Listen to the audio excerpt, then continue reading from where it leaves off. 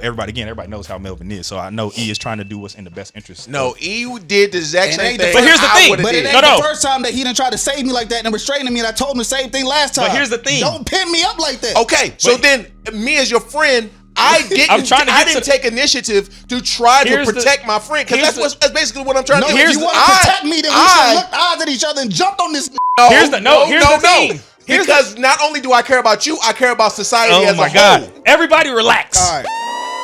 Yo, welcome to the cave with Mel, Troy, and Lex. The podcast where men can have a safe space. We on all platforms. You need to tune in, hit the like button, subscribe, and share it with your friends.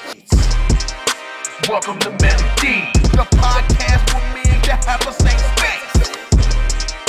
Welcome to Melody. Welcome to the cave with Mel, Troy, and Lex. Hey man, I'm gonna start the part. Hey, what's going on, man? It's your boy Melly Mel, aka Meek Mel, aka your favorite truth teller, aka if you don't want to know, don't ask me. It's your boy T. Roy, your neighborhood hope dealer. If you need some hope, I got some you can borrow. Make sure you like, subscribe, and follow. What up, world? It's Dave. Dave has wings. I'm back in here. I'm doing my thing. Keep your mind elevated. Keep your feet on the ground. Subscribe to the pod. We're gonna keep polishing that crown. I'm gonna go back to that real quick, because it was some things you was telling me earlier this year, maybe late last year. And I was like, Melvin, it sound easy. That's what I be saying. I agreed with you though. It sound easy, but it's not easy to implement. I agreed with you when you said that though, because you was getting frustrated. I wasn't getting frustrated. You were getting frustrated because you felt like we were oversimplifying what you were dealing with. Right. And that's when I was like, yeah, it's simple, but it ain't easy. Right. So like I was agreeing with you. Right. I agree with that. So I think when it comes to control, it's one of those things that's like, it's some things is completely out of my control. And that be the hardest part. That's the hardest part. For me anyway. Some people are like that, can go with the flow, whatever will be, will be. But me, giving up that control sometimes is literally the hardest part. Like where everyone's like, you can't control this, so stop worrying about it. The reason I'm worried about it is because I can't control it. It's because I can't. That's why I'm frustrated, because I want to be able to control it or influence it some type of way, and I can't. It's a learned skill, and one of the things that I noticed too, and also before we get too deep into it, you gotta give our intro spiel, frame us up. You know what I'm saying? Why we hear what we do. Oh yeah. But all good. We go back to that because I want to get this point out before I lose it. It's a learned skill, and one thing that I implemented, and I even implemented this in my marriage, is like, when I feel that anxiousness or that energy, I target that to doing something productive, like towards the goal. Yeah. Mm-hmm. So I'm feeling like it's like in the moment practice. So it's like, dang, I can't control this, but I immediately switch that energy into something that I can control. Mm. You know what I'm saying? And so it's like, if I have, for instance, if me and my wife have a rift, how that shows in my marriage, me and my wife have a rift over something, we have a conversation where we're misaligned, as opposed to like being disgruntled and trying to sit in my perspective on the matter, I'll go do something that's immediately helpful for her. Mm. So I'll go like, while I got this energy and I'm annoyed and I'm irritated or I'm angry, I'm gonna just go fold that whole basket of clothes that's sitting on the that's or solid. I'm gonna go wash the dishes. Or I'm gonna go straighten up. That's solid, and I'm glad my wife don't listen to this podcast.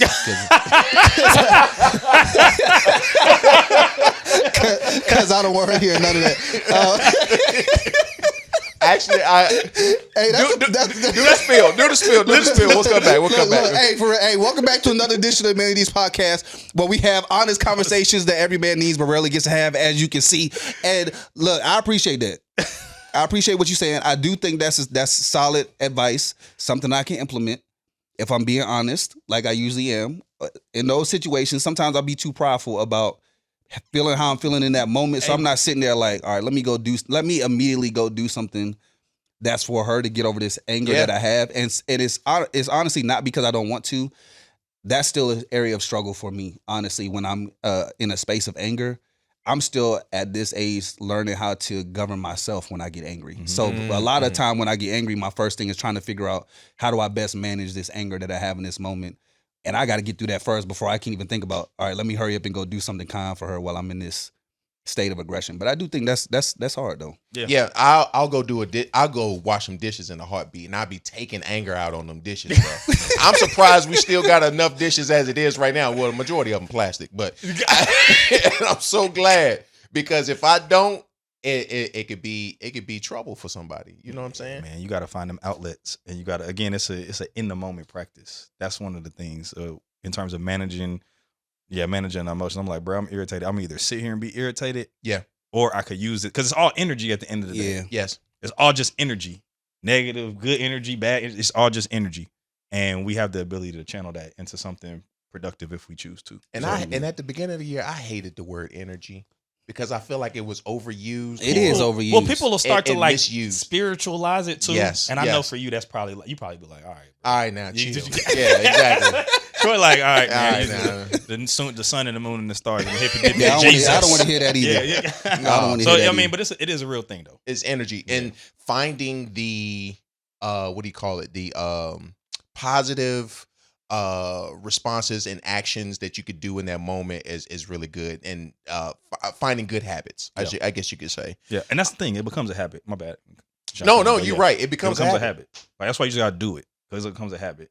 Like it just at some point it just ends up becoming a auto switch of like, okay, I'm irritated. Let me go. What I can do. And again, it don't even have to necessarily do something kind for her. Mhm. Looking Yeah, at the something marriage in context, general. it could be something for the household in general, Yeah. or something I've been putting off because I just we just been living. But it's like, okay, now I'm irritated. Let me go take care of this, and then it allows for like some time to subside. But I said that too because that's just the marriage context. The same thing in business or same thing in goals in life. No, I goals, want you to know go back what I'm to saying? marriage real quick because if I don't put that energy somewhere where it's positive, I'll start to plot and plan.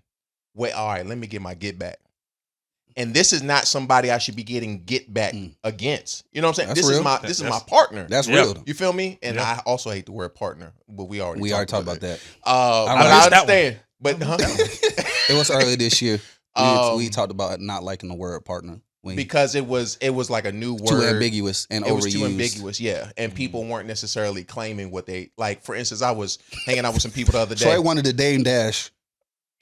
What you mean? People who are gay should just say they're No, gay. no. No. I'm gonna tell you Yeah, why. why you saying partner? Just say who you No, with. no. Troy, for like, real, just for say real. who you with. I was hanging out with somebody the other day, and I mentioned it was a group of us, and I was like, hey, yeah, her boyfriend does XYZ. And I got stopped and was like, boyfriend's kind of childish. He's my partner. And I was like, all right, that's cool. Also, he is your boyfriend.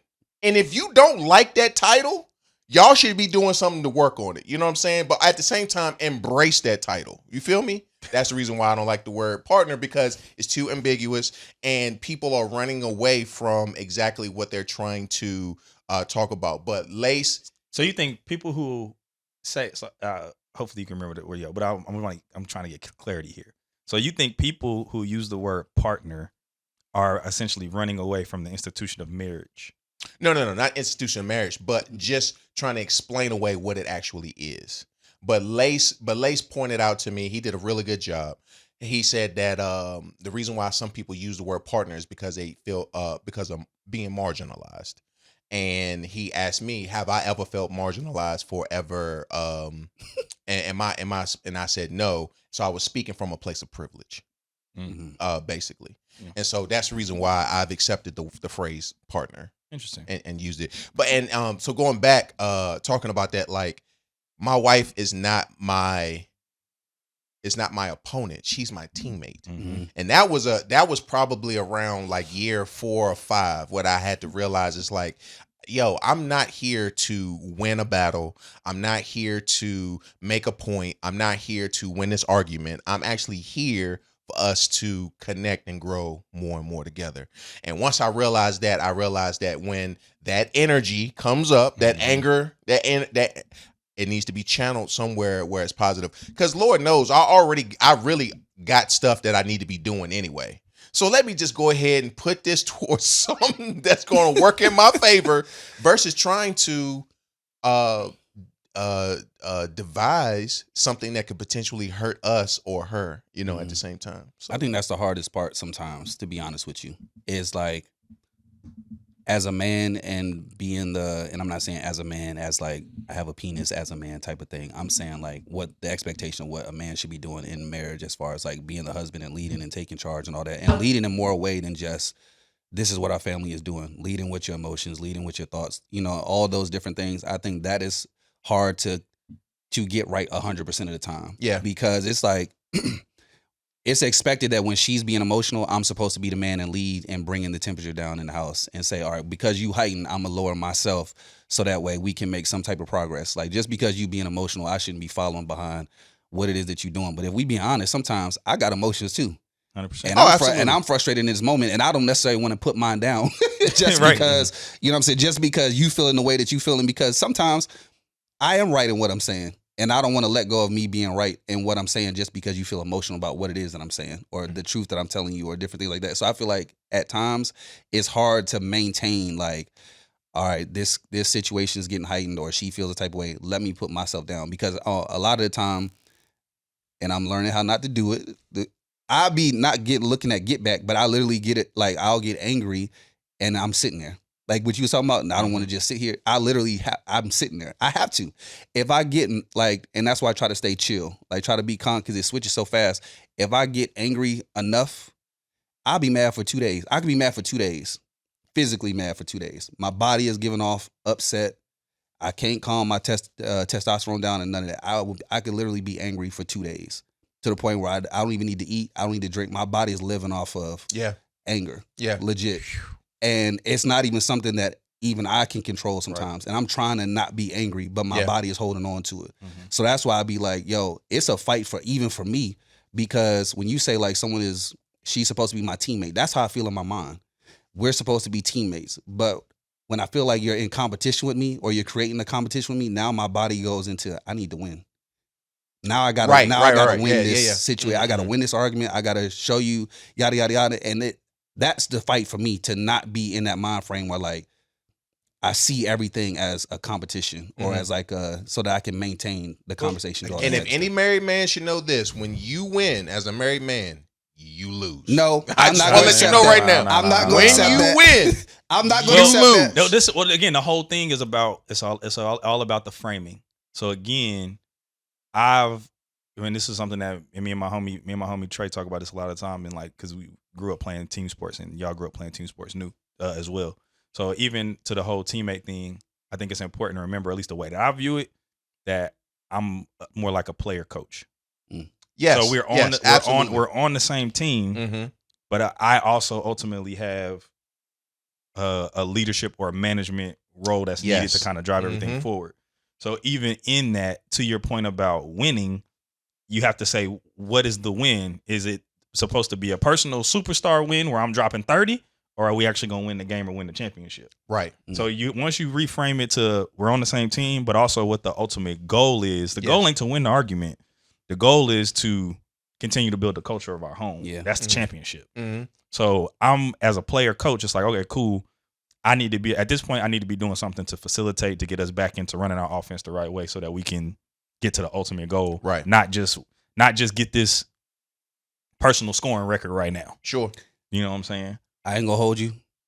Sometimes it's necessary for me to drop 30 for us to win the championship.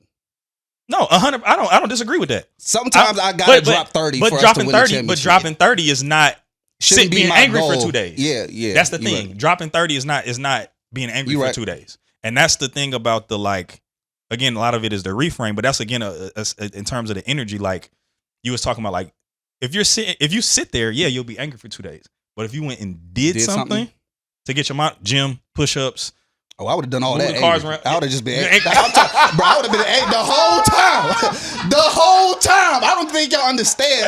I would have been angry the whole time. Driving mad, working out mad, cooking mad, cleaning up mad. I would have physically been mad. We're gonna pray for the Holy Spirit to renew that. Legit pray. Not y'all, but y'all. Because y'all know we're gonna get that renewed. I'm telling you, I'm way better than I used to be. Way better than I used to be. Because it comes in practice. I'm sure you've been practicing. Aren't you cognizant of it? Way better, but it's still it's still there. You seen it, you witnessed it. Yeah. You know what I'm saying? Do you think your anger is helpful for you? It depends. Yeah. I mean, when we talked about a couple of episodes, we talked about him playing semi-pro football when having not played any experience before. Look, very helpful. It depends. Depends on the context. It really depends because, and I've told y'all this before, and I can say it again now because Lace ain't here to laugh and ruin it. But anger is a lot of times my fuel in either direction. I've used anger plenty of times to become successful, to fight my way out of something or to overcome things like you telling me I can't do something. That would piss me off. Now I'm angry enough to be successful because now I'm trying to prove something to you, or really prove it to myself in a sense too. So I can use anger for fuel as like, I'm going to use this to be successful, or it works against me where I'm like, now I'm so angry that I'm seeing red and I don't think properly. So it just depends on the situation. I'm trying to be more on the side of I'm using this to energize me to be successful than to, see red. As a person, as knowing you as being a person who's like calculated and likes to work in a plan, it surprises me to hear that. To fuel you, yes. And then also I'm surprised because oftentimes for me, when I'm angry, I'm blinded from my plan. I'm blinded from what I'm trying to achieve. I'm blinded from being reasonable, in those situations. And so that's the reason why I asked you, like, why does anger really serve you? Or do you just is angry like your, for lack of a better words, your happy place? Like where you don't even know how to not be angry. I really don't think I know how to live not angry. Like I'm not even being funny, where it's like everyone has a meter for certain things. When I wake up in the morning, I'm at 7. We talked about that. Yeah. I throttle at 7. I'm already at 7. So where y'all feel like, why you fussing about that? Why you are like, I'm at 7 already. I was 7 when I woke up this morning. Oh yeah. So woke up at 7 to be at 7. Exactly. So when I wake up, I'm already throttling at 7, and then I'm working my way through the day to come down from 7. It's basically what I'm doing every day. I'm trying to work my way down from 7. So it don't take much to get me to 8, 9, 10 because I'm already at 7. So that's why y'all be like, Mel angry about everything. Everything pissed Mel off because, well, you at 1, 2, 3. So it's going to take you a lot to get to 7. I'm already at 7. So the simplest thing could take me to 8 or 9. Yeah, I can empathize with that only because like I probably start my day at like, in most cases, at like -5. I have such a long fuse. Yeah. But needless to say, if I start to reach a 7, 8, 9, 10, like something is really, really, really bothering me. Yeah. But also it's not a pretty situation. Y'all ever feel sometimes like when you get angry, like you feel something like snap almost? Like in I feel it. Like it's like an actual feeling. No, yes. Yeah. It's an adrenaline spike. It's an instant shot of adrenaline. Yeah. It's instant. Yeah. It's literally like, and this is why I be trying to explain to people, because they think that I'm joking when I because I always not make fun of myself, but I always equate myself to like the Hulk, like Bruce Banner, how he just turns into the Hulk. That is how I feel when I get angry. It's like I'm having an outer body experience. So like my body starts shaking and different things like that, and people think that I'm afraid or they think I'm nervous, and I'm literally fighting my own flesh to not do what my mind is telling me to do in this moment. So I'm not afraid. I'm literally trying to unrage myself. Yeah, sure.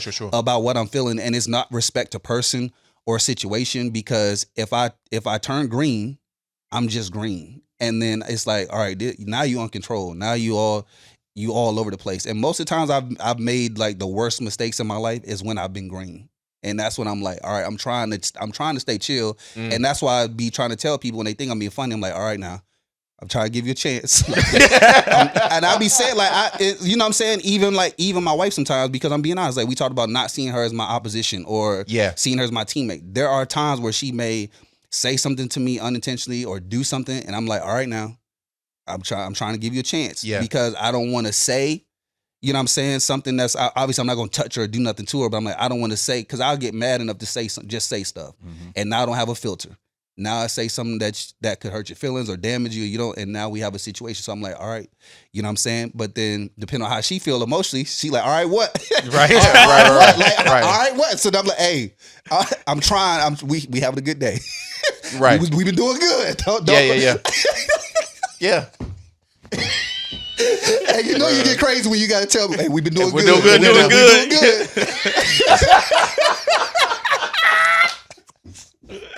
You sitting there like, hey, we've been doing good. Don't Let's not ruin our track record. Don't ruin that. We've been doing good. Yeah. So that's why it feels like a instant shot of adrenaline that I can't control. I get super strong. Like I can't, like it becomes even hard to restrict me or whatever. Eric said the same thing recently. That's a story we never got to talk about. But Halloween, when I text y'all and said, remind me to never go trick-or-treating again. Oh, yeah. No, when I put that in the group chat, we never talked about it. That. I said, I'm not going trick-or-treating no more. Yeah. I'm not going outside no more. Why? It's because we were, like usual, all the families meet up, take the kids out to little neighborhood joints. So we out there, and you know how Halloween is now. Back when we did it, or you didn't do it, but back when we did it, Right. you know, everybody would just walk the neighborhood. Yeah. Or they go to a certain space, depending on the type of neighborhood you in. Sometimes they block off the neighborhood and everybody just walks freely for safety and all type of other stuff. Well, now, you know, because of the weather or different things, people just drive their cars around. And so some people are walking, some people are driving their cars around. And so it's not a really controlled or safe environment depending on how people are driving through the neighborhood and stuff. So we, you know, mind our business as usual. People driving through. Sometimes people driving a little bit too fast. So people like, hey, slow down, you know, this and that, whatever. You know, so we chilling. The night's almost over. I'm talking about we making like one of the last turns for like the night or whatever. And some like black Benz truck come driving a little bit too fast, by. So I'm at this point, I'm like, we about to go. You know, I'm not even trying to say nothing. But Sharita's like, hey, slow down. She's like, hey, slow down, whatever. Always your wife. Always your wife. She Now like, who's she telling the to slow people down? driving in the car. Okay, got you. She like, hey, y'all need to slow down, whatever. So I ain't say nothing. I'm like, whatever, you know.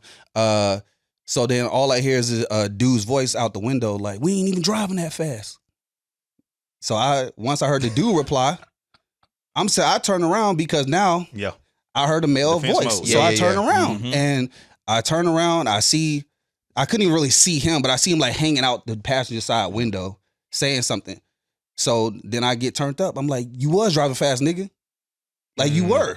Slow down, right? So I'm like, they drive off. I leave it alone. I start walking. We leave. We turn the corner to go where we going. They drive around. Spin the block and pull right back. To come around to where we were and pull beside where we were and roll down the window to try to say something. So the kids, all the wives, everybody, you know what I'm saying, is over here. Hey, bro, I ain't gonna hold you. I'm low key shaking right now too. The kids, the wives, everybody's over on this side of the street. Like the sidewalk is this way, the road is right here. They all on this side. I'm like halfway in the street where headed to where they're headed. They come around and like sit right there and roll down the window. So all I see is now I see this dude. He's talking out the side of the car. His girl driving. I can't really see what's in the back seat. All I can see is in the front too. I'm just assuming they got kids in the car because we out here trick or treating, right? So she rolled down her window. He talking through her window, trying to say something, whatever. So without even thinking about the situation, I don't even think.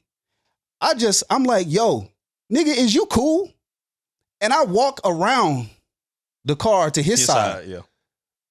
Immediately, Sharita and them coming around, Eric coming around trying to hold me. And one thing I don't like is when I'm getting into a situation, if my wife gets in the middle of it. Or if she comes over to where, because I don't know what could be taking place right now, and I don't want you nowhere near, you know what it is. So she comes over because she know how I can get, and she's trying to calm me. She's trying to keep me from becoming me. Basically, is whatever. So without even thinking, because I'm tunnel vision on him, now I done like one arm pushed her so far away that she's not in. Because at that point, I'm just like, I'm thinking, I don't even want you over here. I'm not even thinking about.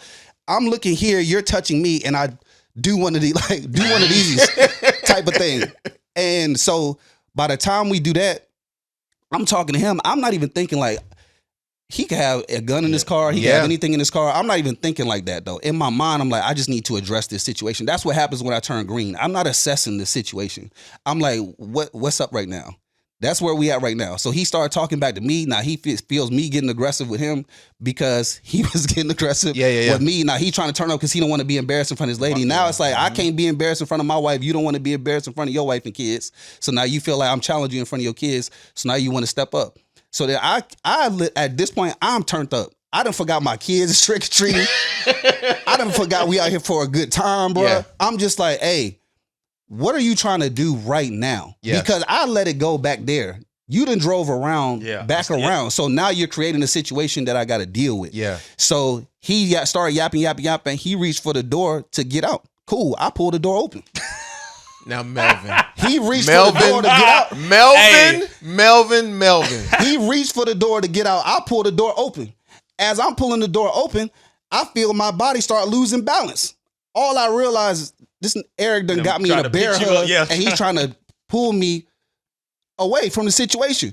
I'm looking dead at this man. I done took Eric's arms and kind of like shifted him this way to keep going in the way that I'm going, bro. He's not small. He's not a small He's guy. not small. He played college basketball. He's At not all. a small guy. Oh no. Yeah. And all I can hear him say, is like, this nigga strong.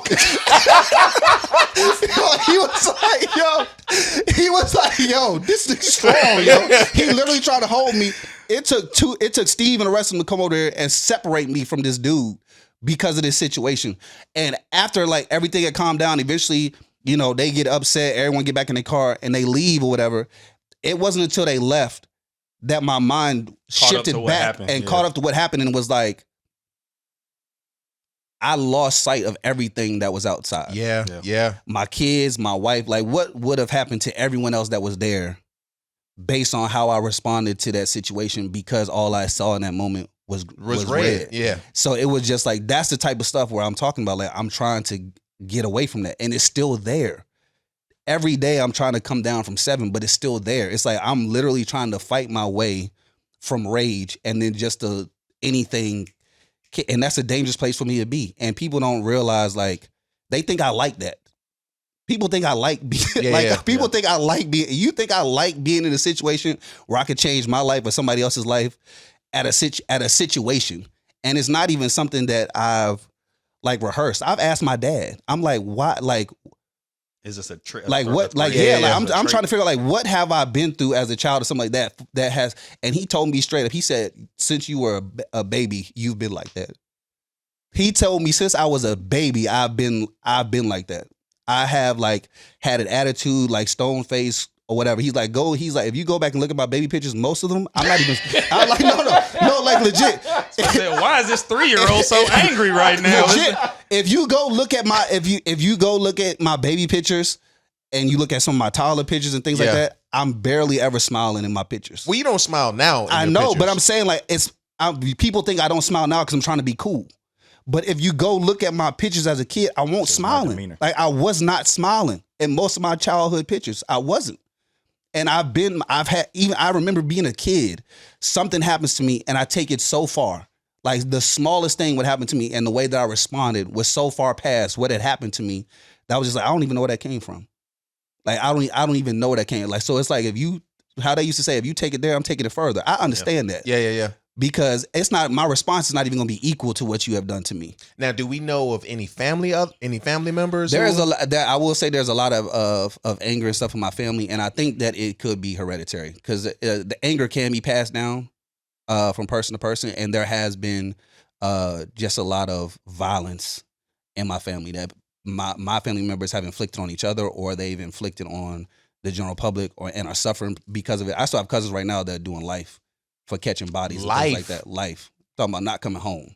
I have other cousin who came home from catching a body and then now he's back incarcerated or whatever. So it's like we do have that in my family. I just don't know which side it comes from because it's on both sides of my. You got the double dose? I got the double whammy, bro. What they say, the double whammy.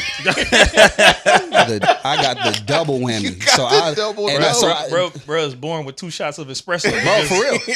Like, and what's funny is it's not just me. It's not funny. I'm sorry. What's funny is it's not just me because my little brother is this. He has the same switch. We seen him on TV. Yeah, he has the same switch, the same way, and it bothers me because I even see it in Miles sometimes. You know, like we've talked about before. Like he seems cool and laid back or whatever, but he has a switch. He has a tipping point where when it happens to him, the boy was a football sensation. I know. So like, and we've had this conversation before. Like even like playing sports, or hooping or something like that. Say he's on the court, he's driving to the basket or something like that, and he catches a hard foul for no reason. you can see the switch go off in his head. Yeah. And I done told you that. And I have to scream from the sideline, don't do that. Why? Like, because I can see what he's about to do. He done got fouled. They didn't call it.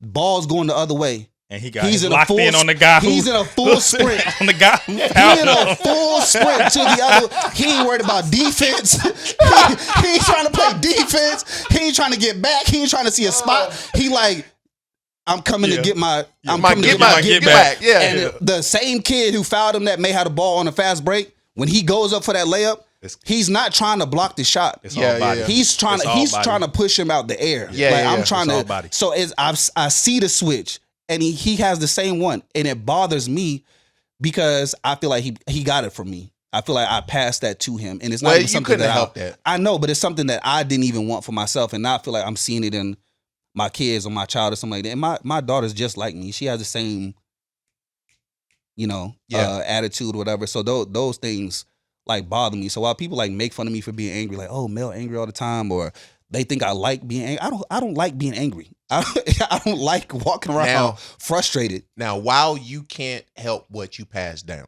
Mm-hmm. you can help with the addressing it. So you getting the mechanisms, the steps, the things to be aware of when it happens in you, and you mastering them, you can also pass that down too.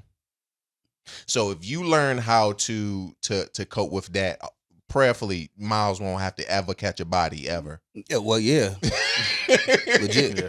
I mean, it's a skill thing. I think about it like what it sounds like, bro. What it reminds me of is I think about like X-Men, and like when they start, you may start out knowing that your kid is a mutant, but then like when they hit like 16 or 15, like when the like that's when they power starts to really. It's like, okay, now you got to go to Professor X. We got to teach you how to. We got to teach you how to use this the right way. Because otherwise, you're gonna be a danger to yourself and everybody else, and hopefully, you don't run into a Magneto as a mentor, which is, what I'm saying, which would channel it in the wrong way. You know what I'm saying? So that's the kind of the way I think about it. And that goes for like all kind of skills, superpowers and skill sets and things like positive or which could be deemed as negative, like whatever. It's like you choose what you use what you can use your skills or your innate like settings for. It's good that you're just self-aware.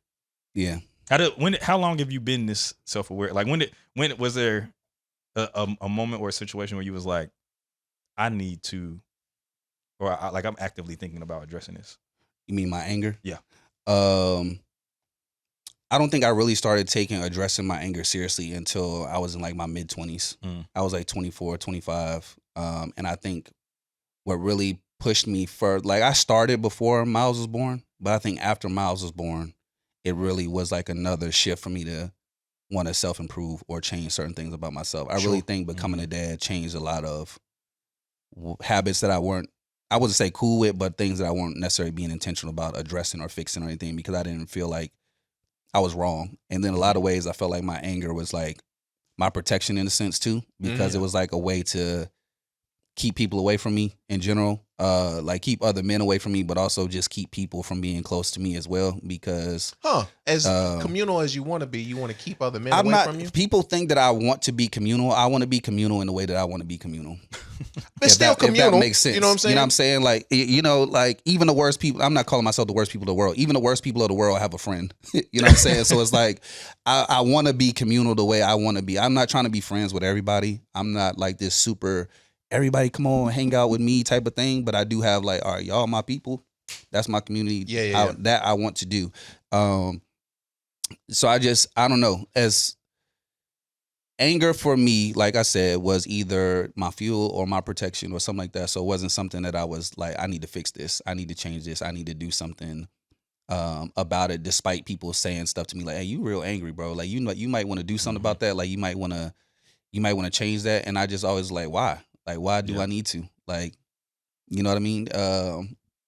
But I think, really having my son and seeing like, all right, somebody else is looking at me now in a different way. I think that's what it was like. All right, it was not just anger, a lot of other stuff that I was like, all right, it's time for me to straighten this up. I think I was just hearing you. What you said is it's your fuel or your protection, which are good.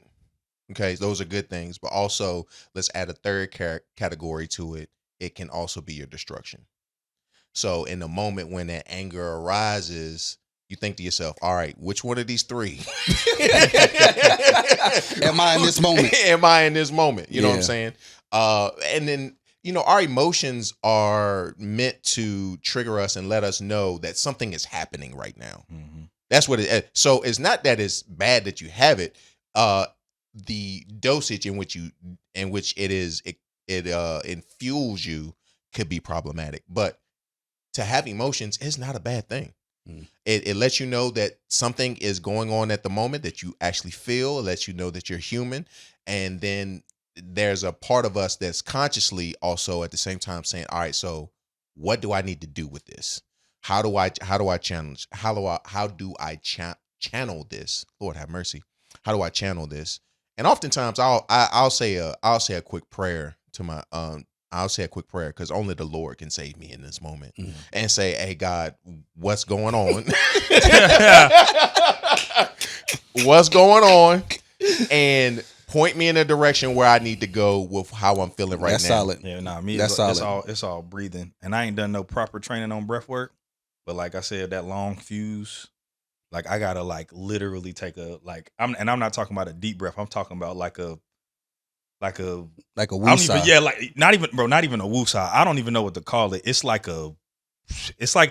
relieving. It's like relieving. You ever like it's like a tea kettle. It's like relieving the pressure. You know what I'm saying? Like, because if I get all the way worked up, and then it's like my immediate thing is like, okay, first thing I do is try and take a breath, and that breath is like a deep like.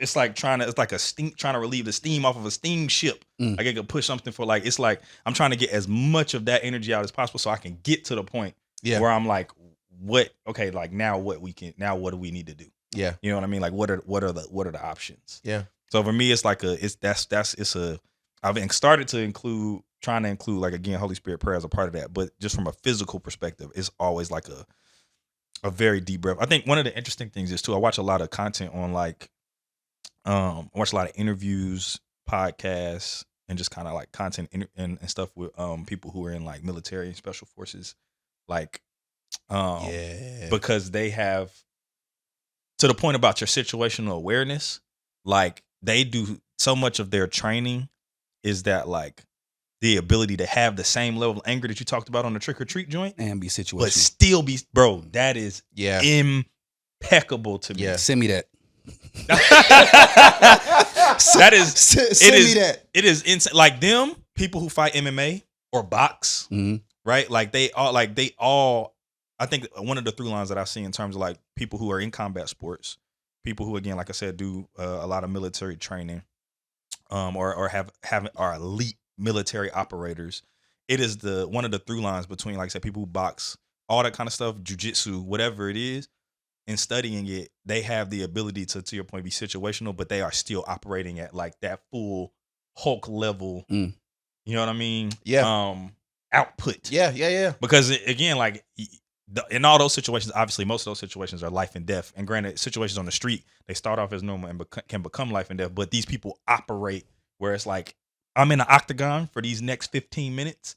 And for the 15 minutes that I'm in here, it is literally a life or death situation. So I have to operate with that full strength, but I also need to be mindful of where this guy's elbow is and where this guy, like, how he's grabbing my wrist on top of how he's stepping on my foot, because it could lead to me ending up in a rear naked choke where I'm blacked out. So like, and then all my rage is for naught. Exactly. Yeah. You know what I mean? So it's like those I think about, or I look into that type of stuff because again, I'm trying to understand like what parts of their training is kicking in that moment, or things that sometimes they talk about different exercises and stuff that they do. And a lot of it, I think that's probably where I got the breathing thing from, because a lot of it they talk about is like being able to control your breath, being able to bring down your heart rate, being able to like get to the point where it's like I'm not operating at a primal level, but I'm creating enough space for the head space to just cut through just enough for me to understand. And part of that is too, like I think some of that is there. Like when you talk about like opening the guy's door, it's like, well, if you were brandishing a weapon, I'm gonna be able to move to that a lot quicker. Yeah. Like you know what I mean? And you did that, and that's why I don't like instinctually. being restrained. Yeah, no, 100%. That's the other thing that's dangerous. That's about my those other. situations That's my too. other frustration It's about helpful, being but it's restrained. also challenging. You feel It's like you're helping me, but we don't Yeah. know what he has. And Yeah. if he pulls out a weapon Okay, and you but have also, my arms pent up, You don't know what he has. You shouldn't open the door. yeah. But if I, but in that It's a- situation, bro, in that we're situation, here now. I'm controlling. Yeah. I'm, in we're- that situation, I'm controlling now. But I'm also. We've reached a point where now. Sometimes you push the point too much, where it's you But just.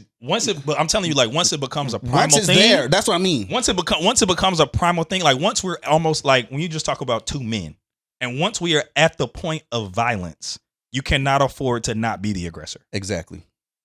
Okay, yeah. Cannot. Like once it's like, okay, we have not necessarily, once we have from a social perspective, because mutual combat is a real thing in certain states. I don't know if y'all know about that. Yeah, I do.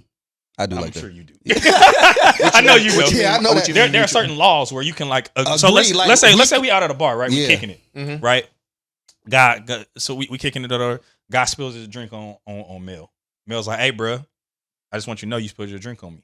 You know what I'm saying? And dude might be like, "Bro, like, do something about it." These two can then agree to mutual combat. They both say mutual combat, and they can go in the street And and fight. and nobody can get Arrested. Oh yeah. Isn't You know what I'm dueling still legal? I don't know about dueling. I don't know about dueling, but I know mutual combat is literally like A the thing. legal language Yeah. for in certain states you can agree to mutual combat, and at that point, if both people have agreed to mutual combat, whatever happens, happens. And it's like they got restrictions on like weapons and like stuff like that. Sure, yeah. But you can agree to fisticuffs. And that is exactly why I be getting upset. Yeah. When someone's trying to restrain me, because I know what you're trying to do. You're trying to save me from myself, but you're also You're trying to save. de-escalating the But situation. you're But- not de-escalating Yeah. the situation. What you're doing is like Exactly. you're creating gray area. Yes, is what you're doing exactly. And And it's not helping me. as You're somebody actually giving him the advantage right now, and that was my argument. If this goes where it's going right now, Yeah. you are giving him an advantage over me right now by having me locked up. it's two different lanes though. I It's don't want to push this message. No, I it's want enjoyed. it. I Well, want it here's to the- be no, known. you need to I push this want it. message. I want it to be known No. right No, now. no. No. I want it to be known right now. No. When you No. are my friend No. and you put yourself in danger, it is then me as your friend to help get you out of that danger. I'm not even looking over here. Bruh, if right you want now. to get me out the danger, then de-escalate it before I- it turns into Here's that the thing. situation. If I'm over here doing my thing and I trusted you as a friend to do your thing, but then you decide to snap, oh, you broke my trust. Bruh. So now I'm in a position where I'm now compromised too. So I got to protect everybody. You got to know your 100%. team. That's first and foremost. We will, Everybody know. Everybody know. Okay, that's close to me. Everybody know what it can turn into. I'm not And this pushing is this they narrative. know how- here's they know the how I can thing. be. Here's the thing, because That's not an excuse, but I'm saying you know how I can be. he'll tell you when husbands, wives, everybody go out. I'm one of the youngest people in the group. Everybody like one, because we in Charlotte most times we home. Mhm. Everybody like, you in charge. They'll tell you. They'll say Dave's in charge. Dave, because they know I'm thinking through the things. Cool, right? calm, collected. And I know where we at because I'm Calculated. from here. Yes. And a lot of times, people be out, it be bar crawls, things like that. We know people might not be thinking always. Yeah. In And the I don't do best bar direction. calls no more neither. You shouldn't. Off the pod. It's off the pod. I'll tell you about that after we wrap this episode. I'll tell you on the pod. I'll tell you on the pod. I don't do bar But no, calls either. that one was low Both key. of them was legitimate. True, but here's the thing. Again, as somebody who is the person who's thinking through the things, right?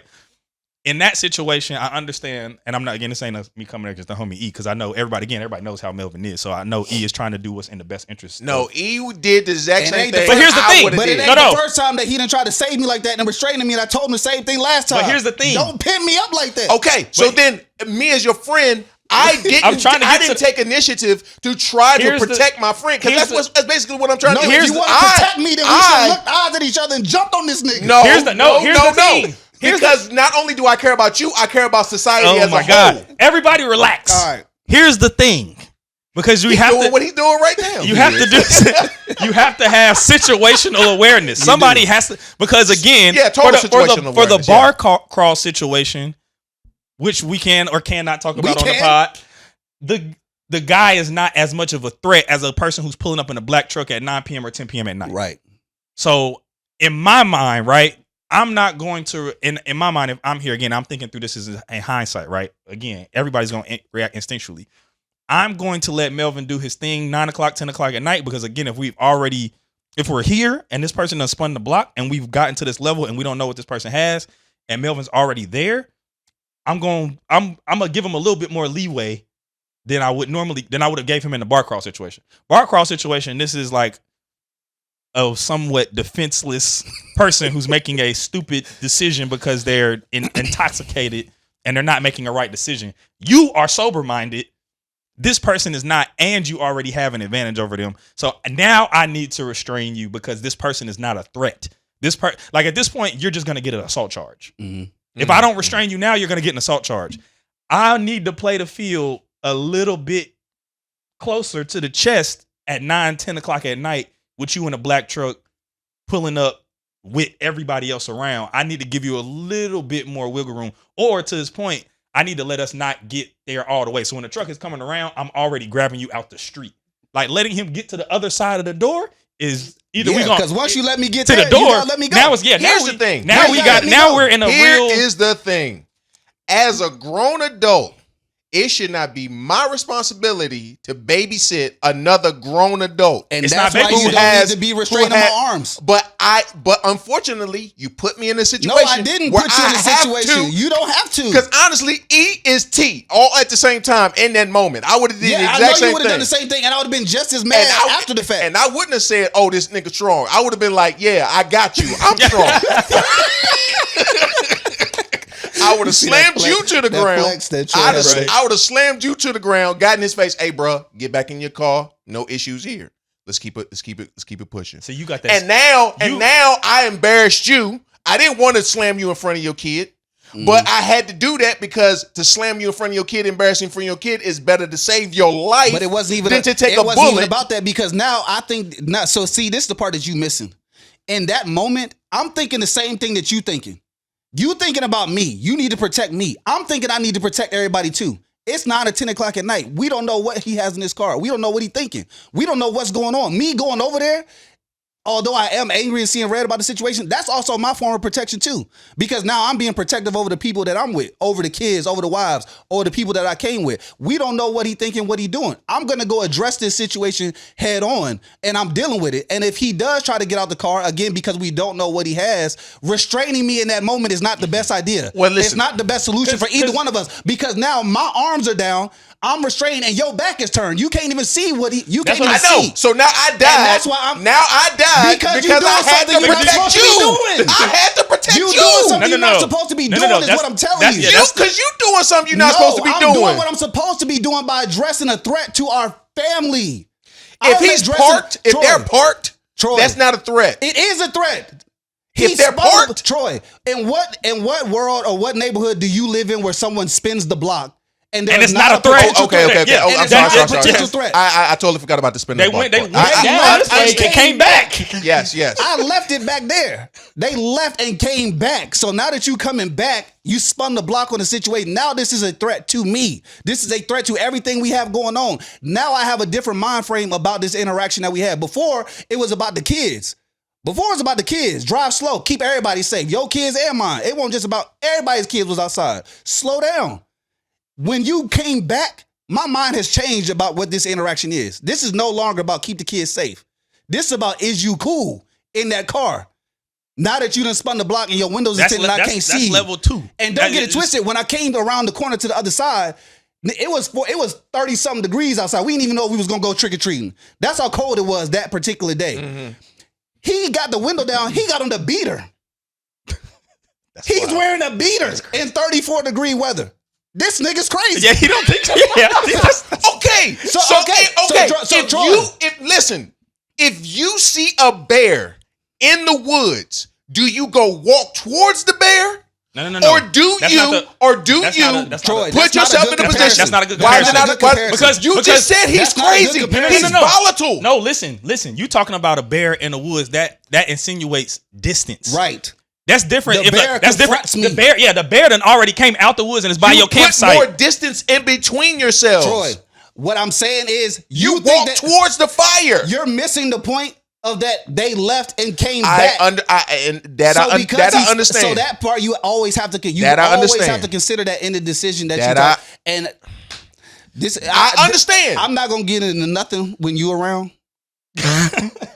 Because I'm a de-escalator. You're not de-escalating. You think that you're de-escalating. Yeah, that's not de-escalating. That is restraining. Yeah, that's That is restraint. That's not no. de-escalation. Let me reframe it. I'm moving away from You're not moving away. The Eric part, right, real quick. I'm more so talking to you. If I saw a bear, if I see this crazy dude in 30-degree weather in a wife beater, but I didn't know he was in a beater until I got around the corner. Okay, that's what I'm saying. I got on the car. All I'm saying is, if it was me in that situation, I would have kept walking with my family, putting distance in between us, with me looking at them at the same time. Hey, bro, we don't want no smoke. We just trying to trick or treat. Y'all was driving fast. Let's just leave it at that. And as I'm walking away from this individual. Uh-huh. Now, I do understand we are past the point of reason because you saw red and you turned green into the Hulk. That's what I'm saying. All I'm saying is you put everybody else in danger in that situation. Everybody else in my mind could have already been in danger because they spun the block. You think that I created the danger by going to the car. The danger was created when they spun the block and rolled up on our family is what I'm telling you. I love this difference in perspective. That is what I'm telling you. This is why you need diverse friend groups. Started, Troy. This is why you need diverse friend groups. You think that I created the danger by walking on, in your mind, Melvin is creating danger for us because he walked to this car. I'm saying in my mind, danger has been created for my entire friend group because they spun the block. It's already started. Do you know where I'm from? Hey, when the captain like, you know where I'm from. I'm not even being funny. I'm not even being on no tough. I'm not even being on no tough right now. When someone spins the block on you, oh, I know. It has started. This is not that we get into that. I know. So when you look at that situation and in your eyes, you see me saying Melvin is starting danger because he walked over to that car. In my mind, the danger has already started. No, well, so it's already begun. So you say that I I'm understand. gonna walk. That I understand. Okay, so also follow this as well. Okay, I'm gonna keep walking with my family. Okay, while keeping a distance on them. Okay, you walking with your family. That car is slow rolling with you. Yep. Mm-hmm. While you walking with your family. Mm-hmm. That car is slow rolling with you while you walking with your family. I walk around the car. The car stays parked. The kids and everybody else keep walking that way. There's distance now between the kids and the girls and the family. I'm the one that's now in because your wife got there. And no, you had to push her so out what the I'm way. saying is she also was doing something she was not supposed to be doing. Yes, she came which across. I tell her all the time, leave the situation. I don't want you nowhere near me. You are not helping me. You're not helping me. You're actually making it worse for me because now I'm on double duty in this situation. And now in my mind, I need to protect you as well. 100%. I cannot even focus on what it is I need to be focusing on because you think that you're doing something that's helpful and you're making the situation worse. 100%. Leave the situation. I am taking care of the situation. All that I'm trying to restrain you. We failed, but leave. Get out of the way, Troy. And you're so she was also doing something that she has no business doing, thinking that she's saving me all the while. I'm thinking I'm protecting everybody else. Not, mind you, the only reason I'm even in this situation is because she said something. Let's not forget that if she didn't say nothing. Okay. If she didn't say nothing and just let them drive past fast and all of us was thinking it but didn't say nothing, would that person have had the opportunity to lean out the car and say something in response to then me feeling like I need to protect her now and say something and they spin the block? So now, okay, I haven't even created this situation. Okay. I have to deal with something that was created. Yes. But your viewpoint and vantage point of the situation is that I'm creating the danger. I'm not creating the danger. I feel like I'm responding to the danger. You're responding to us. I'll give you that. That is the difference. It's called fight or flight for a reason. And in most cases, I'm going to fight. My reasoning for even saying all these things is because of, and it didn't even hit me until you said, "Do you know where I'm from?" Then I had to realize, oh, do I know where I am from? Why am I responding to this? The very same situation. Not the same situation because it wasn't any women and children involved. But my homeboy did not de-escalate the situation. He actually made it worse. Cat spun the block. And in the midst of him spinning the block, he lost his life. Mm-hmm. So real consequence. I don't see everything that you're seeing. All I'm seeing is I could have lost my friend Melvin. Mm-hmm. That's it. And so that's the reason why I'm like, de-escalate, de-escalate, de-escalate, de-escalate. Even when it was heightened, how can we de-escalate, de-escalate? Because in that situation, there's a possibility of carrying another person's casket that I didn't intend to carry at this time in life. And I don't want it to get lost that I'm against you de-escalating at all, because I'm not against de-escalation. If you want to try to de-escalate a situation because you're trying to protect me from something before it gets started, I'm 100% fine with that. De-escalation would have happened before I get to the car. Mm-hmm. That's what I mean by de-escalation. Once we in it and we're there and we're you gotta see it, two bulls, two rams at the horns, that's not a de-escalation, grab one person, leave. That is they got to do the ram thing in this instance. Because if you do like you're doing and you think you're helping the situation, like I said, Eric thought he was doing what was best for the situation by restraining me. Let me restrict you. Let me try to get you away from this situation. Not knowing what the other person was doing. I could see Eric's back was turned. He's looking face forward to me, trying to lift me to move me to somewhere else. And he's struggling with it to do it. But I can see the other person. You can't see what the other person is doing. Mm-hmm. If he did get out the car and had a gun and your back is turned and my arms are down, now both of us are toast. Mm-hmm. Both of us are cooked because you feel like you're de-escalating the situation. De-escalation is not letting Mel make it to the car before you go over there, because you see me you standing close enough to see me walking. Grab me. Nah, Mel, chill, or something like that. That's de-escalation. Okay, and that gives me a second to be like, okay, I'm thinking, only reason my assessment is in the phases of everything happening.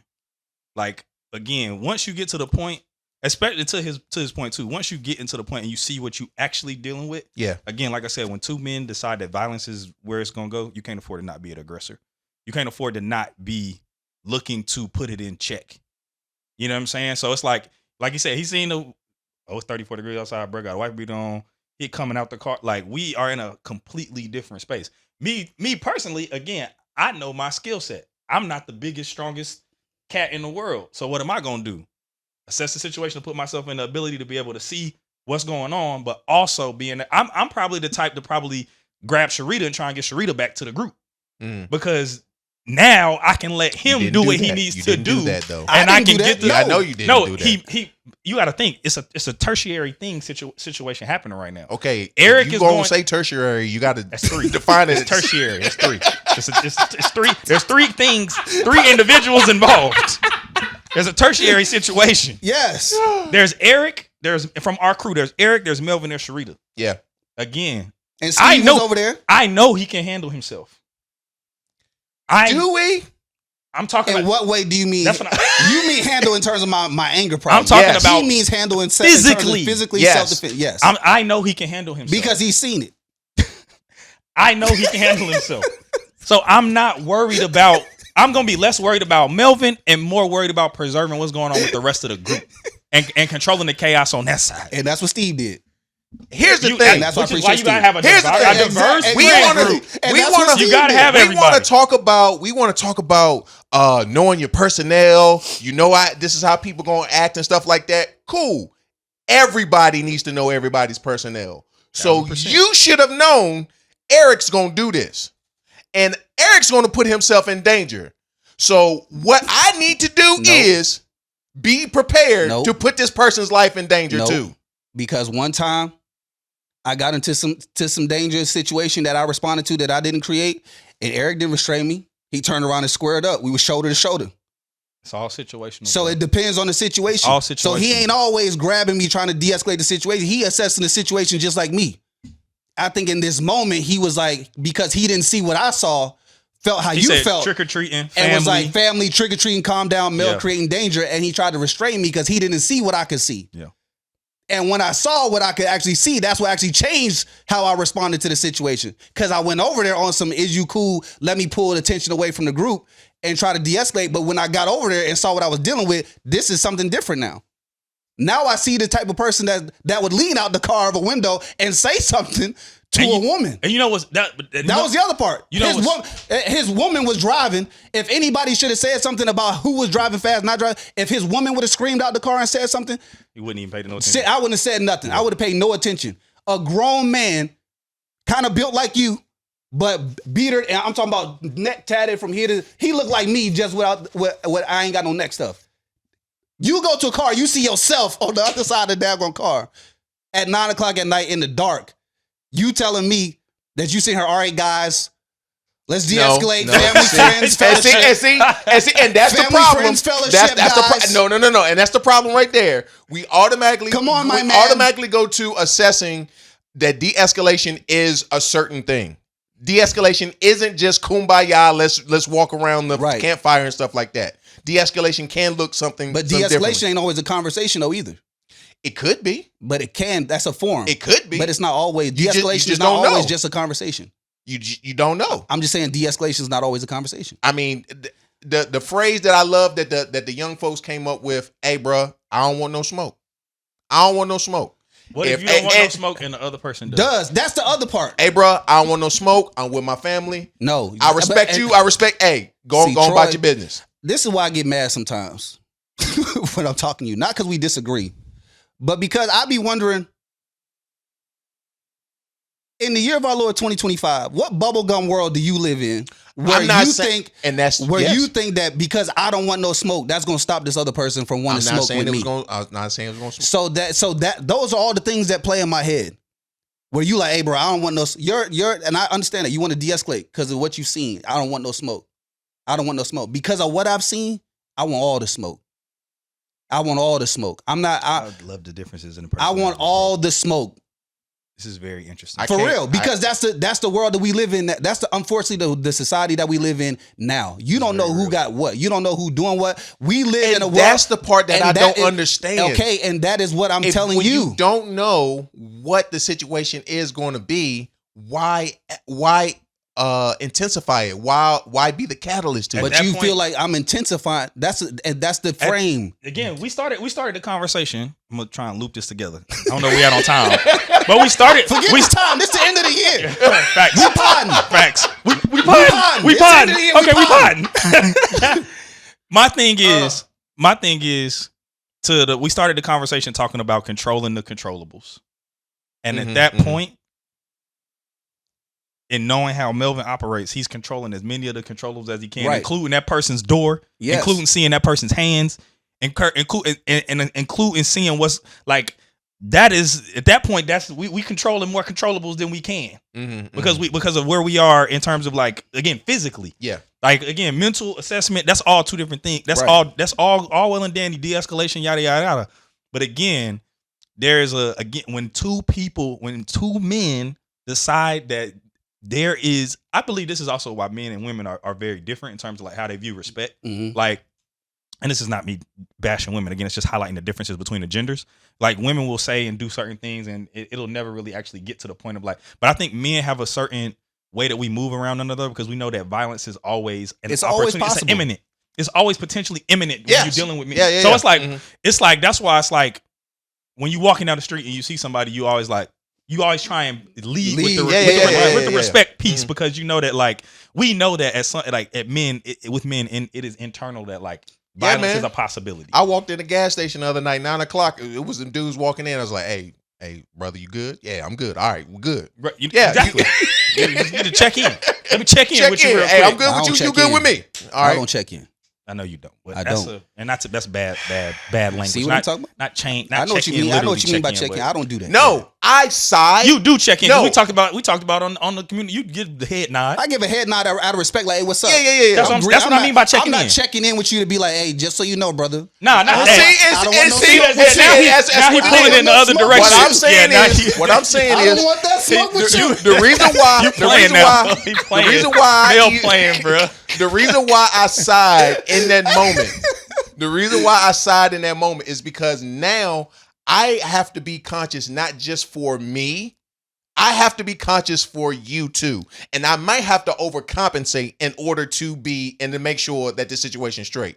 So if we both walked in the gas station together and dude walked by and I said, what's up? And you don't acknowledge him. Now I got to, all right, now I don't know what the situation is. Now I got to be on more alert. 100%. And as men, I would hope that we can all work together to make sure that we don't have to be worryful at all times. We can't do that. You know we can't do that. And that's what I mean when I say what bubblegum world do you live in? And that's what I'm saying, because everyone don't have the heart that you have. Is that, and that's what I mean by that. So this is one of them situations with the world, unfortunately, because of how other people act. I don't go into no situation giving somebody the benefit of the doubt. Mm-hmm. I'm not going into the situation. When it comes to I'm not going into the situation thinking that you got good heart, good intentions, you about community, brotherhood, black man, we working together. I'm not coming into the situation thinking like that. I'm coming into this situation not give you the benefit of the doubt at all. Honestly, I'm thinking the worst possibility that could happen in this interaction. And if you show me otherwise, I'll lower myself down. But until then, you're going to have to show me that you don't want no smoke. Show me that you don't want no smoke with me before I look back at you and say, I don't want none with you. Yeah. I'm not, when I come and I'm not heading, like even at the gas station, when I don't even got to go to the gas station that much anymore, but when I go get snacks in the you know, the YNs and stuff is standing out there and people be intimidated. They start looking down at the ground because they walking in. They don't want to be around. I'm looking at everybody in the eyes. Oh, yeah, absolutely. Yeah. I'm not heading out. I'm not checking in with you. Yeah. This ain't one of them situations. I'm not one of them. Yeah. So I'm not going around like, hey, what's going on, brother? Just so you, hey, bro, I'm letting you know, I don't want that. I don't want that. I'm just letting you know, I don't want. And that's the reason why I don't share nothing. No, because Melvin always makes a caricature. He does. He does. What He's playing right now. That's how you got to do it. He's playing. That's how I am playing right now. But I'm playing right now. Yeah, but look, he's playing right now. No, he'll do this outside of the podcast. But no, it's the same thing. But there are a lot of guys like that because a lot of people are non-confrontational, and so when they encounter people who are confrontational. You make me, I'm not saying me, because there are a bunch of people who are, you make me feel like the crazy person who's escalating a situation because I am willing to be confrontational. I'm willing to confront what I perceive as danger. You're wanting to avoid it. You're like, I don't even want this conversation. I don't want no smoke. I'm going to walk with my family. Hey, brother, do your thing. Enjoy your evening. I'm staying with my family. I don't even want the confrontation. I want all the confrontation. I'm willing to confront you because now the same way you feel like you don't trust me to control my anger and not to put everybody in a situation, I don't trust you.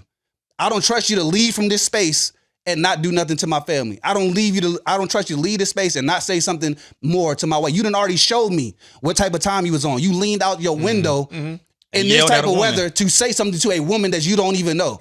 I already know what type of time you on. I know what type of person you are just off that 2-second interaction that we had. So I'm not coming into this situation like, let me out of, hey brother, I don't want no smoke with you and want no smoke with you and yours. Now I want to do something to you. Because now I don't trust what you got going on. You done already showed me I don't trust nobody.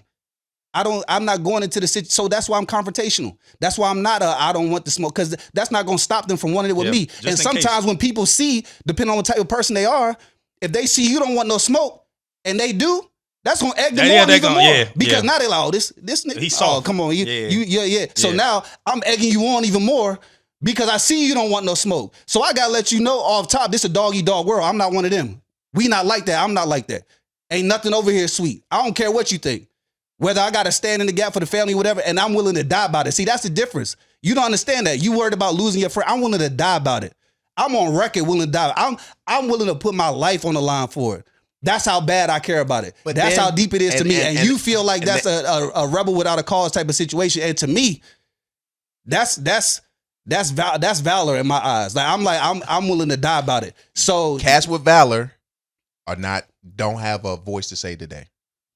And today, every single year, right around I think like June, July, there's a memorial had on behalf of my friend who was the exact same way. Mm-hmm. He had the exact same mentality you had.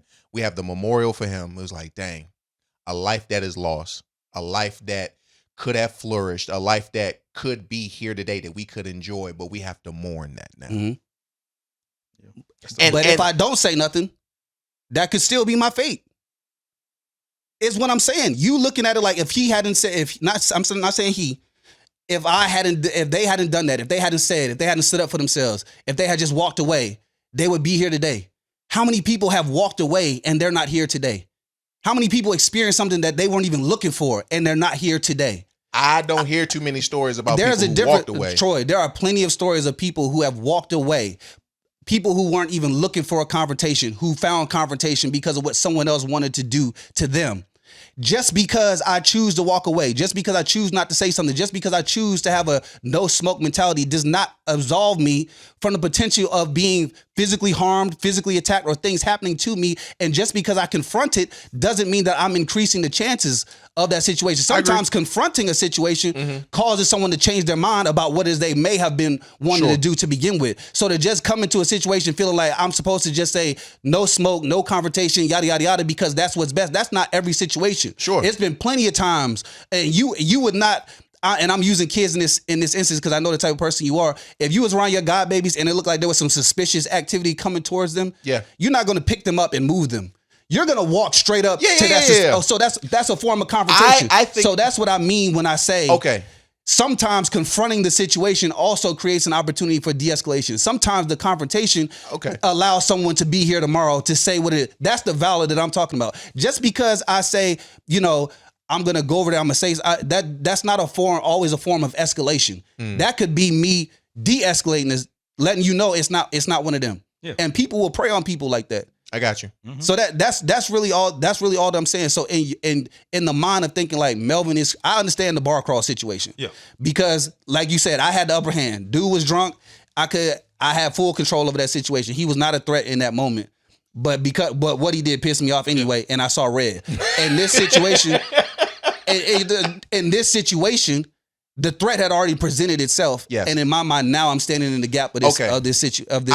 I think for me, hearing what you just said just now, I had to pull back, and because I'm more so looking at the situation of Melvin wants to bring smoke versus the confrontation already started, which goes back to what you're saying.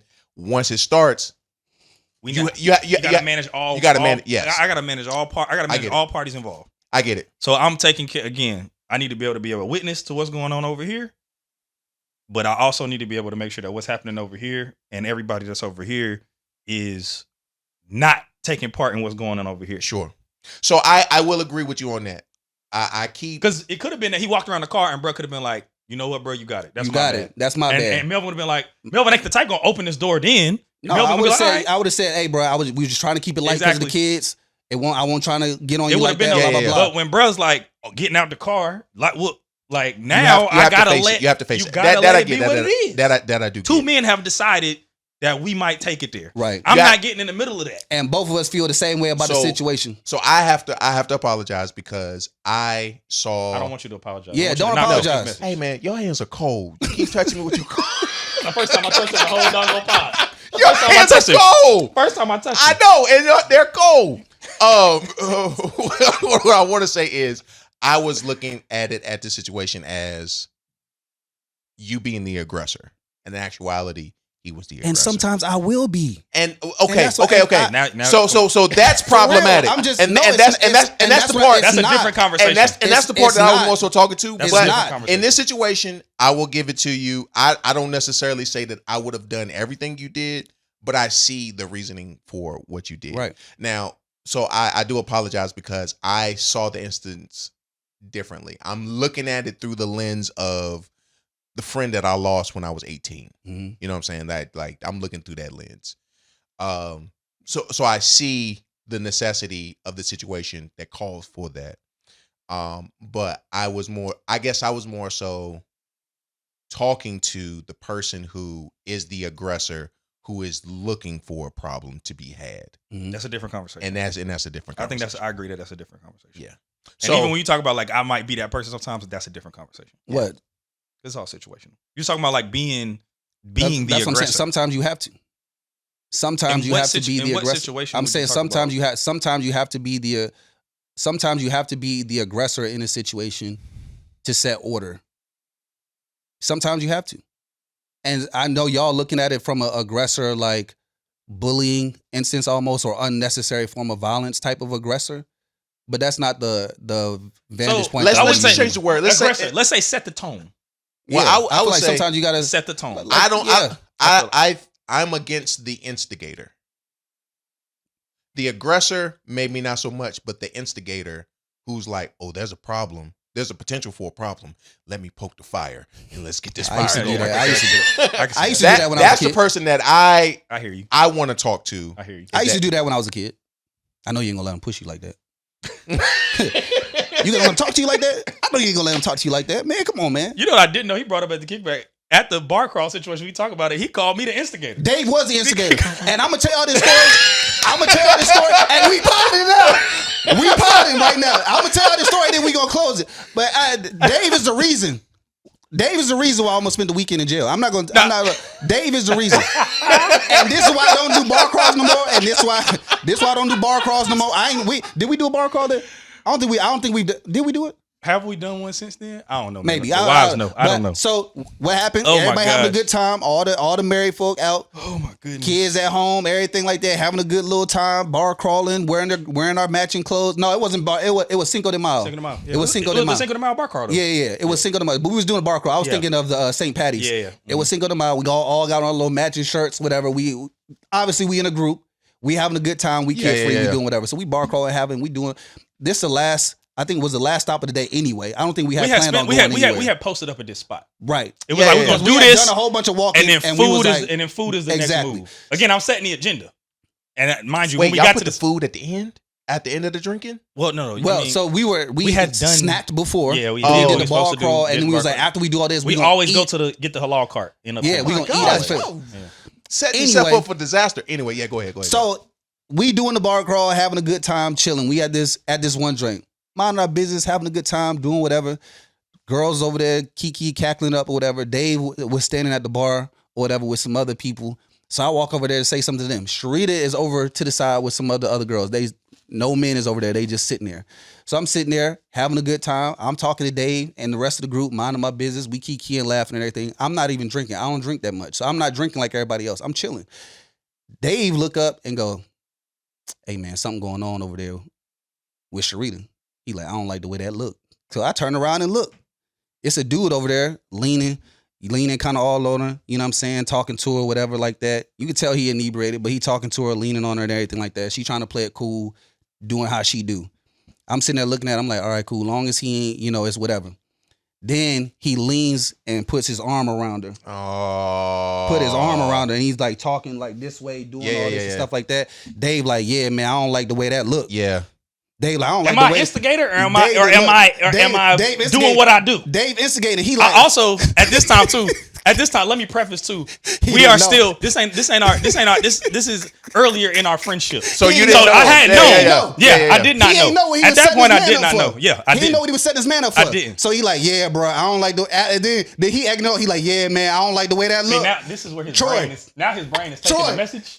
He And like, what instigator? Troy. You're I instigator, didn't instigate. he like, yeah, I don't like the way that look, man. You need to go over there and you need to go over there, bro. He tapped my shoulder. This little move right here. That was the gas I needed, bro. That was all the gas I needed. Dave don't know. He gave me 93 premium with that little tap. I was like, hey, bro, all right, bet. Say less. I walk over there. I didn't even say nothing to Bruh. him. I just lift his arm. Off of her. Lift his arm off of her. Gave him a little pushback. Like, all right, man, chill, relax, whatever. So that's me. That's my way. You remember I told y'all? Yeah. All right now. That's my all right now. Yeah. I ain't say nothing. I ain't go. I just lift arm, pushing back like, all right, hey, bro, chill. Go on. He started to say something to me. Before I could even think about it, I got this nigga by the neck. I done already grabbed his neck, feet, toes up in the air, all them, their whole personality change. They're like, everybody, oh my God. David is going. I had both hands on his wrist. I had both hands on his wrist like this. My hands is like this. I'm like They Mel. ain't trying to grab I'm like my Mel. arm. I'm like Mel. Let him go. They're Let like, him- oh my God, hey. Dude got so scared. I'm not even lying. Dude got so scared. He was like, look, I'm just going to leave. He literally, he was just like, I'm just going to leave. Y'all enjoy the rest of y'all day. He legit left the bar. Didn't even come back. God, didn't even come back bro. for the afternoon. He I instigated didn't that. instigate, bro. And he didn't tap me. Am I? Truth be That told, dude- It's his wife. But that part I understood. It's his wife. But that part I understood. I Yeah, didn't have to go all that yeah, way yeah. because I did have the upper hand, the whole Yeah. upper hand. I didn't have to do all But that. So my that part thing I is, understand. again, I'm not But instigating. Dave did instigate that. I'm like, it's his wife, bro. If in that situation, and you see something that feels inappropriate with your homie's wife, are Sure. you gonna Yeah. let the joint So I appreciate, happen? yeah, I Or appreciate you saying something. Now- I wasn't mad at that. I was just saying that you the reason he got choked out. Right now, honestly, here's so funny. Here's what's so funny. You the reason. Oh my All God, the stuff that bro. I said about that situation earlier about the car situation, I fully understand why you did. I fully understand. I fully understand God. the But that, hey, situation. you can agree that don't make me no instigator though. Now I don't know. The car situation is the car situation, but then in this situation, I see why you did what Why you you did. touching my lady? Hey, look, that's how you know. I Troy, see that's how you know. why- That's how you know I Troy try- don't play and by I try shaka. to keep it light. That's how you know he don't play by shaka. He'll And he straight don't. to yeah. I do know Yeah, that. yeah. And me neither. And that's why I respond the way I 100%, responded. Because I don't play 100%. by mine either. 100%. I don't play by my girl. That's my girl. I just don't like the label of instigator. To your point, I don't like the label of instigator. Again, I didn't know at that point in time how we could. It's true. Hey, But- bro, y'all remember that. This is- All y'all need to remember is this right here. Truth be told, Dave. Truth be told, what you could have did, you could have been. I You hate could this have been. nigga, bro. I hate this But nigga, Dave, bro. you could have been the one to walk over and be like, "Hey, bro, this is somebody's wife." Bruh, I could have, but again, if he's not around, 100%. Just like if something was going on with I Lauren, got you. Yeah. you got to be the primary. And I will. Yeah. Again, I'm I not will. expecting. Again, now knowing that situation, I probably will be like, "Hey, yo, E, I'm gonna go," and then E gone, and me and Steven gonna try and go do what we got to do. But back then, They I'm do like, that. yo, Sharita governs me now. Some things she Yeah. don't tell me because she know how I Exactly. will respond. Yeah. that's KYP. That's knowing your personnel. She At that she point in don't our tell me relationship, I because she had no know how I idea, but respond. It's She did it to me recently. It made me mad. She did. I want to do this. If It's a you- good episode. This is is fire. dope. if It's a good you conversation. are just now getting to this part in the story, if you're just not getting into this part in the story, you missed the whole story that Melvin told that you can only hear if you are on Patreon. If you are not on Patreon, you did Trying not to tell hear you. this whole story Trying to tell you. that Melvin just told. Trying to tell you. But for all those who are on Patreon, you heard that whole story and you saw how I flip-flopped just now. You heard how I flip-flop in this Oh, whole my situation. goodness. That's fire. So I want to let you all know, if you want to hear that whole story, it was probably about a 20-minute story that Melvin just told about him almost going to jail. Log on to Patreon, look up Manly D's podcast. You can join for free. And you can hear that whole story. Also, at the same time, we didn't preface this at the very beginning. Since it's go ahead and get your merch, your Manly D's merch. The store is in our link. Go ahead and grab that. It's been your boy Troy, Melly Mel, Dave has wings. It's the Manly The D's non-instigator. podcast. We out. The non-instigator.